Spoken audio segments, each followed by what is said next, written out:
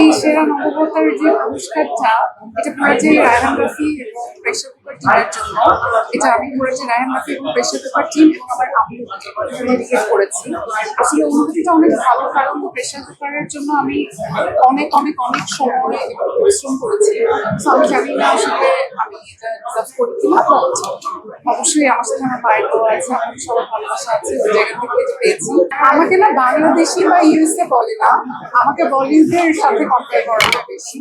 তো এই জায়গা থেকে আমার ভালো লাগা তো হচ্ছে, বাট আমি চাই যে আমি বাঙালি একদম 16 আনা, আমাকে বাঙালি বলে আমি আমার নামে পরিচিত থাকি। ভীষণ ভালো আসলে এটা বললাম না যে আমার ফার্স্ট অ্যাওয়ার্ড, প্রথম সিনেমা রায়হান রাফি অ্যাওয়ার্ডটাও তো আমি তাকে ডেডিকেট করে এসেছি। সো ওই জায়গা থেকে ভালো লাগাটা অনেক ভালো, অনেক ভালো। আর এখন মনে হয় যে টেনশনটা আরো বেড়ে গেছে যে আরো সামনে অনেক ভালো ভালো কাজ করতে হবে। অবশ্যই মডেলিং তো আমার প্রথম মানে ফার্স্ট লাভ, ওই ফার্স্ট লাভটা অলওয়েজ থাকবে। আর সিনেমা তো মাত্র যুক্ত হলো, সামনের দিন আরো ভালো সিনেমার ফ্যান আছে থাকে।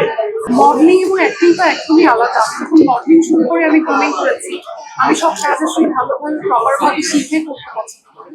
তো অ্যাক্টিং এর জন্য কিন্তু প্রেসার কুকারের জন্য অলমোস্ট আমি 5 মাস নিজের লাইফ থেকে পুরো একটা প্রেসার কুকার কিনে দিয়েছি।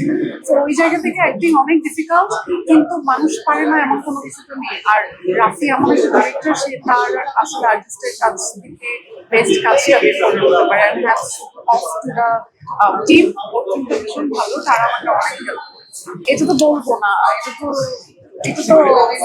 তো বলা যাবে না।